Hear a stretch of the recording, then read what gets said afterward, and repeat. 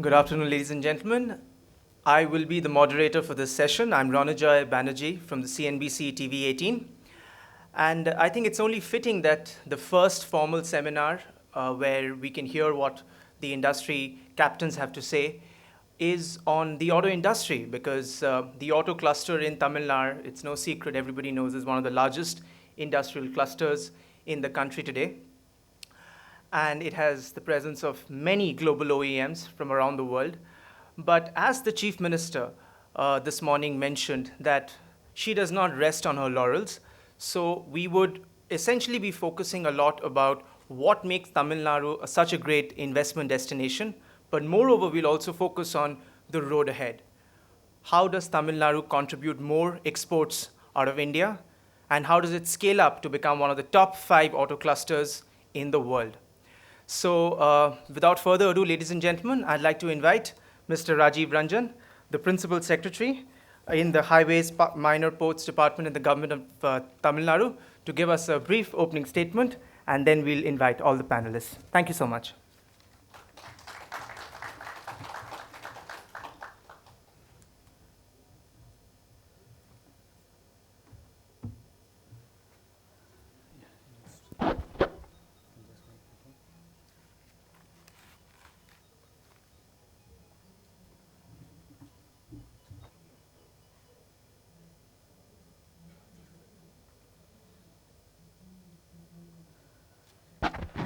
Good afternoon, all of you. This session, where we are talking about Tamil Nadu being a global manufacturing hub, and particularly with reference to automobiles and auto ancillaries, we have with us today a very distinguished panel of speakers. So what I want to do in the next 10 minutes is to just, by way of opening remarks, give you some idea of this subject that we are going to discuss. Basically, we are focusing on Tamil Nadu and Chennai, particularly the auto industry, which provides a window of opportunity for India's frugal engineering and the ecosystem that has been developed here. For presently, we can certainly see that we have large companies, very reputed manufacturers, and the whole ecosystem available here. And we need to then look at various perspectives of this as we go along and discuss the prospects for of the automotive sector, understand the key challenges faced presently, because in the last couple of years the growth has not been as buoyant as we would have thought, and the industry numbers were not as expected, but then things have started improving. How to make the state even more competitive and prosperous? As we heard the CM mention, and the 2023 vision, one of the main focus areas is automobiles, automotive components, and the allied clusters. How to emphasize and realign the roles of key stakeholders. You all present looking at from the various perspectives, so we will like to hear, discuss support parameters to foster and sustain the auto growth sector, and any other solutions which are there for further development. I'll start with again mentioning the Vision 2023.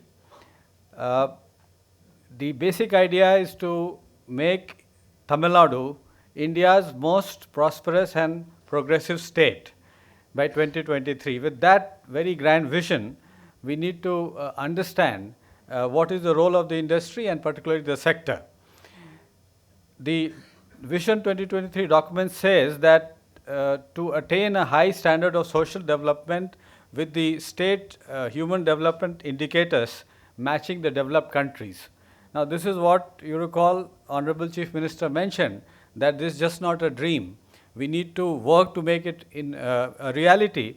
And Tamil Nadu, for those of you who are from this part of the country, would know that Tamil Nadu already leads the country in terms of social indicators, whether they are the health indicators, We are already the health, uh, in fact, in terms of provision of healthcare, we are the capital. In terms of education, we heard that the largest number of technical and educational institutes are here. And because of that, the skilled manpower, that is what, from the industry perspective, you will notice that we have that. And it is an inclusive growth. It is also to look at the social safety net, which normally we don't bother in an industrial setting.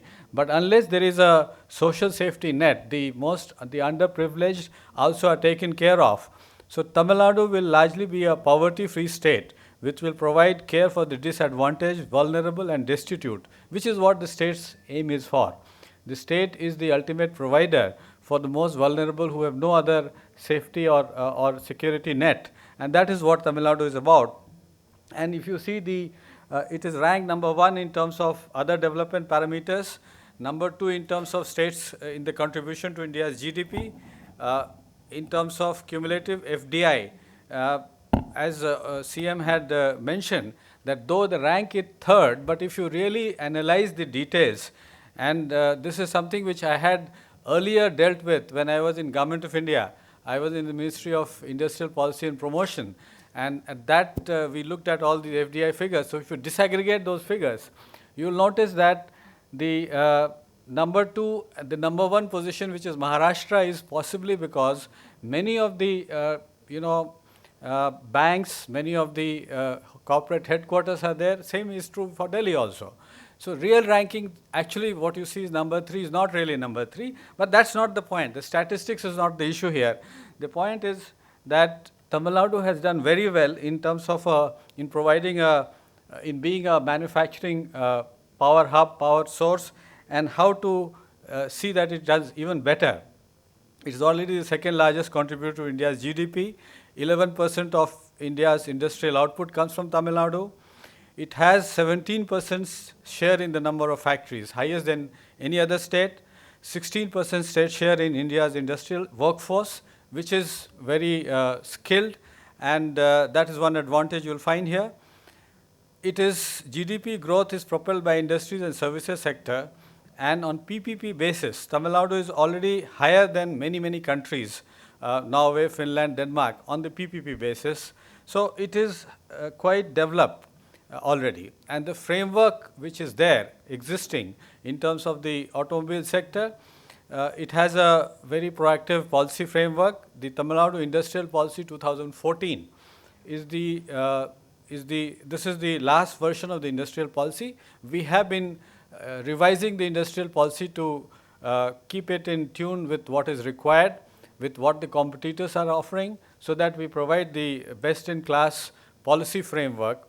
And we have also, as you heard the Honorable Chief Minister mention, that the sector-specific, we have gone into details, not only stopping at the industrial policy, which is the omnibus document.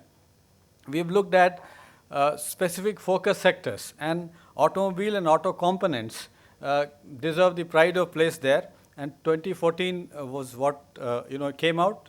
These are available on the internet, and I'm sure you can look at copies if you have not already seen it, as to what the state has to offer, with the objective of increasing the share of manufacturing, making the small and medium enterprises vibrant, promote competitiveness and cutting costs for the industry, promote new auto clusters and attract mega automobile projects, address specific infrastructure gaps and deficiencies, and generate additional employment potential.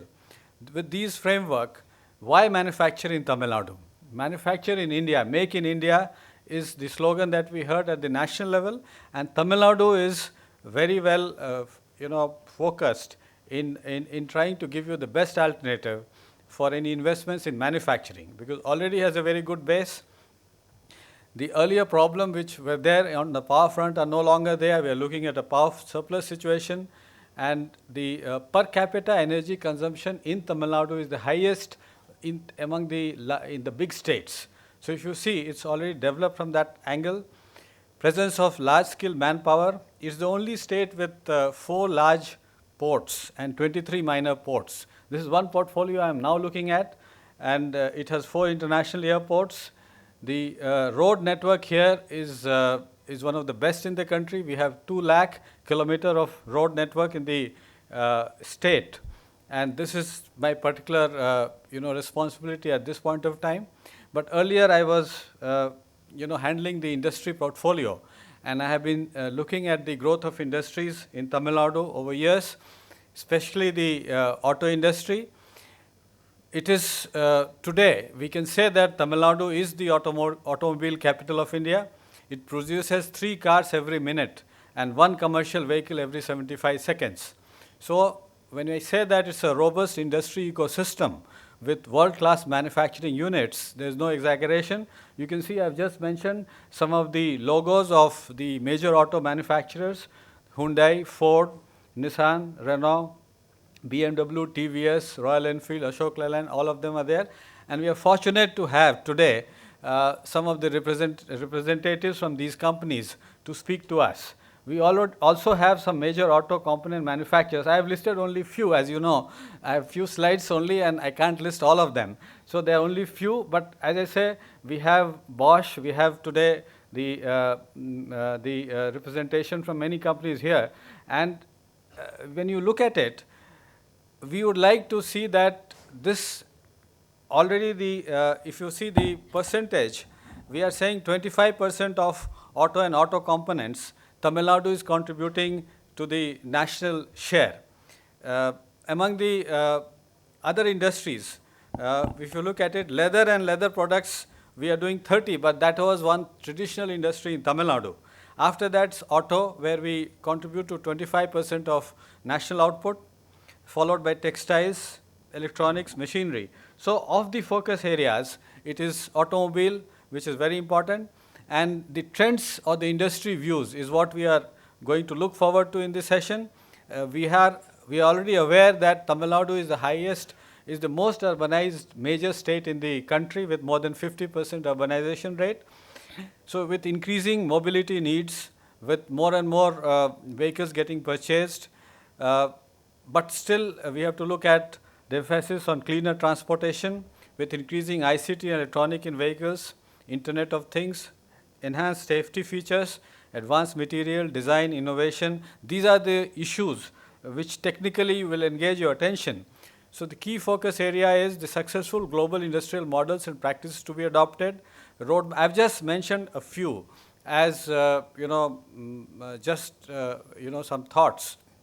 Roadmap for conceptualizing the auto sector growth, innovative PPP models for infrastructure challenges, design, research and innovation, how the product development and the servicing part of it, advanced plans and program for skill enhancement. This is a big area where we are doing all that is needed to ensure that skilled force is available, collaborative efforts between industry and institute. This is something again which is happening. The industries, there's a lot of exchange program. The academic institutions are already there which are working. Better utilization of facilities and infrastructure at institution, industrial challenges addressed by academia and creation of innovation clusters. This is all what we are looking at. Now with this, let me stop here and say that we are fortunate to have distinguished speakers with us. We have the Managing Director of Bosch, Dr. Stephen Burns. We have Mr. Vinod Dasari, Managing Director, Ashok Leyland, Mr. S.H.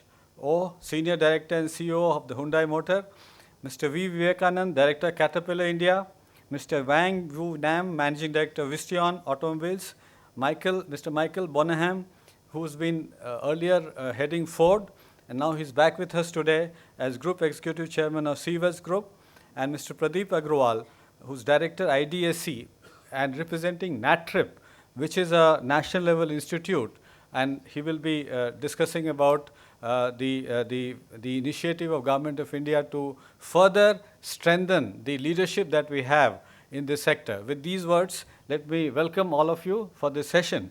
And would you like the?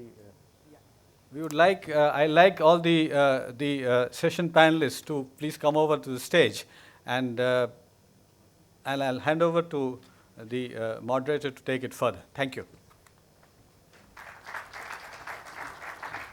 Thank you very much, Mr. Ranjan. Those were staggering numbers, data that are hard to ignore. And thank you very much for giving us the overall overview of the government's vision. The government, of course, last year in 2014, launched its industrial policy. And the automotive sector was the number one sector of priority for the government. We'll, of course, get into the more granular details of how and the hows and of how to make the vision of the Tamil Nadu government a reality. So, ladies and gentlemen, we have about 1.5 hours for this panel, for this overall discussion. So the format is going to be something like this, that I will invite each of the speakers to come up and give a presentation that will be for about 10 minutes. Hold your questions. I'm sure there'll be a lot of questions in your minds. After each of the presentations are over, then we'll have about 35, 40 minutes for a Q&A. And that's where I'll also come to the audience, if time permits, and we'll take your questions. So without further ado, ladies and gentlemen, can I please invite Dr. Stephen Burns, Managing Director of Bosch, to come and make his presentation.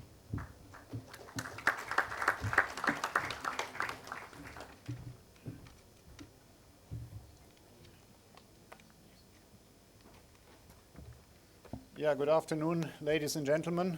Thanks a lot for inviting me to speak here in Tamil Nadu, on Tamil Nadu. And actually, I slightly changed the title of my speech when I said Bosch Auto Components and beyond, because we're doing much more, especially in Tamil Nadu, than just auto components. Let me start with a short overview on Bosch in India. We actually started to set up our first office here in India in 1922 in Calcutta, and in 1953 started our first manufacturing plant in Bangalore, by the way, with very strong involvement of Ashok Leyland and Simpsons, also Chennai-based company, was our first customer at that time. And today, in 2015, one group consisting of 9 different companies, by now 14 manufacturing plants, and more than 29,000 employees. We are represented in India across the 4 different business sectors of Bosch: majority mobility solutions, but also energy and building technology, industrial technology, and consumer goods. And especially in India, we are also very active with the largest engineering center of Bosch outside Germany, employing more than 12,000 people in R&D for the work on Indian projects as well as on global projects. In Tamil Nadu, we are represented with 5 different setups across 4 legal entities, and I will describe some of them in more detail to give you a short overview. On the automotive side, Bosch Electrical Drives India, where we manufacture wiper systems, thermal systems, and actuation systems. So that's an entity headquartered here in Chennai, not only doing manufacturing, but also engineering and sales. Then we, earlier this year, started our new plants of Bosch Limited for gasoline systems division with an investment of 50 crore in Gangai Kondam. That's a SIPCOT investment. Earlier, we had started already our second location for engineering in Coimbatore as part of a special economic zone. We moved into our new building in 2009, and we just now inaugurated and occupied a major expansion. And in the 4th quarter, we are just about to open a new plant for power tools also in the Chennai area. So you see quite a lot of development happening in Bosch overall in India and also in Tamil Nadu. And the last but not least part here on my list, BSH Home Appliances, which Bosch has taken over 100% now, so that's a 100% entity, also Chennai-based factory location with more than 400 employees manufacturing washing machines. So overall, fast growth, 7,000 people in the last 4 years, together 500 crores investment. And we have, as I showed to you, invested quite a lot and are now in a consolidation phase where we have to start and scale up operation and make sure that all our factories are being filled. If I talk about beyond mobility solutions, I do not only talk about the consumer goods, but we are also active in a number of different areas. One which is, I think, very relevant for Tamil Nadu is the energy field. We have commissioned several solar photovoltaic plants already across Tamil Nadu, a 5 megawatt plant last year, also in Tamil Nadu. And there's large potentials which, in spite of now being energy surplus, I think there's some more scope for Tamil Nadu to also expand on this. And what is possible, we have just shown in Cochin International Airport, which is not Tamil Nadu, as you know, but Kerala, where we recently inaugurated a 12 megawatt solar project to make Cochin International Airport the first worldwide international airport to become grid neutral. And we are in discussion with the airport authorities of India, who said that's a good idea, actually. And it would also, I think, suit airports in Tamil Nadu very well. And beyond business, we're very active in corporate social responsibility, where we do a lot of projects. And here I just want to mention one, our so-called bridge project, which is on skills development, where we actually designed a program and rolled this out through several states now, one of them being Tamil Nadu, where we look at employability of school dropouts. This has been a very successful project. In the meantime, the last 2 years, actually thousands of school dropouts trained for 2 months, and afterwards all of them employed. So it's not only a training, but it's actually an employment program. A lot of support from different agencies. We are also doing this together with CII and others, and we are going to further grow this. So one overview, auto industry in Tamil Nadu, I think a success model. We have already seen this very important state. And there are many factors. We have heard this this morning already by different speakers and earlier also in the introduction. For us, very important is the single window system for project approvals. Of course, logistics, skilled manpower, relatively stable industrial relations, and a mature auto components base. So the overall infrastructure is very important. And this you find here in Tamil Nadu very well. There always are some points for further improvement, especially I think on the infrastructure, on the roads, railways, water, energy. One can do more, and of course we would like to have a metro extension going up to Oragadam, and also some other areas. I think public transport is a key in addition to the road infrastructure, which of course the automotive industry would like to have. Further enhancing skills level, a huge industry has a huge demand for skilled employees, and there a lot can be done. And while I mentioned the good single window approach for project approvals, I find that there are too many periodic approvals after inauguration of different plants where life should become easier for the companies. So overall, an excellent potential in the state. I would like to thank the governments and the officials for all the support they have given to us, and I'm looking forward to more growth of the industry, not only automotive, but also beyond. Thank you very much. Thanks so very much, Dr. Burns. In fact, Bosch has been very active in India, as all of you would know. Recently announced its 6th manufacturing plant in Tamil Nadu, and also it has the world's largest global development center outside of Germany in India. So great to have you, Dr. Burns, with us. Next, may I invite Mr. Vinod Dasari. Hopefully he'll be wearing 2 hats today, both as the Managing Director of Ashok Leyland and as the newly appointed President of SIAM. Mr. Dasari, ladies and gentlemen.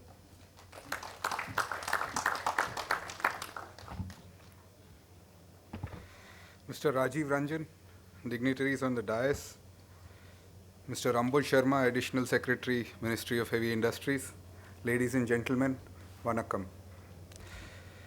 Let me start by saying, Vandarai Valavaikyum Tamilagam. Nothing describes us more accurately than this. I am honored to welcome global investors to one of the most hospitable, warm, and friendly states in India. I emphasize the word warm when you are in Chennai. This is our home state of Tamil Nadu. For thousands of years, Tamil Nadu has welcomed people from all over India and across the world. Today, industrialized, modern Tamil Nadu continues to continue this process. Whether there's Ford, Hyundai, BMW, Renault, Nissan, the entire who's who of the global automotive industry set up their base here first, and then have built vastly successful enterprises operating from here. Tamil Nadu proudly hosts companies and citizens from Korea, Japan, France, USA, Germany, and many other nations. This has been possible due to the vision displayed by the state's leadership in setting up consistently industry-friendly practices, investing in infrastructure, and enabling the creation of the highest skilled workforces in the region. We, as Ashok Leyland, are proud to have contributed our bit in this journey. The creation of automobile industry in Tamil Nadu was initiated by setting up of our facility in 1948 in Ennore, which encouraged the creation of a host of ancillary companies in and around Chennai. Thanks to the government spotting the potential of this industry early and setting up consistently supportive policies, the automotive industries, and indeed the entire manufacturing per se, has grown dramatically in the past 67 years. We have expanded our footprint in Tamil Nadu steadily, investing in 5 plants and a state-of-the-art technology center here in Chennai. We've also worked closely with the government in building the nation's first driver training institute at Namakkal and continue to partner with the government on various CSR programs across the state. All of this has been possible due to the ability of the government to leverage the natural advantages that the state has and the hard work put by it to mitigate any disadvantages. By creating a high quality education ecosystem, the state has currently the country's largest pool of skilled engineering manpower, generating over 250,000 engineering graduates annually, as well as 1.7 million skilled workforce that power over 26,000 factories. The state's industry-friendly policies and a strategic approach to building automotive clusters has resulted in not just width, but great depth in terms of the value added. Today, we at Ashok Leyland don't just assemble trucks and buses here. We start basically from molten metal and build almost every single part that goes into our trucks and buses in Tamil Nadu. The state has worked hard in building good quality infrastructure, nearly 200,000 kilometers of roads, ranging from fast highways to over 22 gigawatts of power, and so on. This has demonstrated the innovation and ingenuity that the government has to overcome some of these challenges. The construction of a massive desalination units to address the state's water problems, or the setup of the power plants in the arid Tuticorin area, exploiting the availability of a port to bring in coal, is another example of how Tamil Nadu turned adverse conditions into a win-win situation. The government has also taken several purposeful steps to make it business-friendly, like the effective commercial taxes administration, amendments to the TN VAT law are good examples of this. I believe that we should now benchmark against not just other states in the country, but against global manufacturing hubs. The government has currently identified the nations like South Korea, Thailand, and Malaysia as the benchmarks in ease of doing business in its Vision 2023. I propose 3 specific strategic directions that we could work jointly towards. First is to become a hub of the export-oriented manufacturing. We are one of the largest automotive export hubs. Particularly at Ashok Leyland,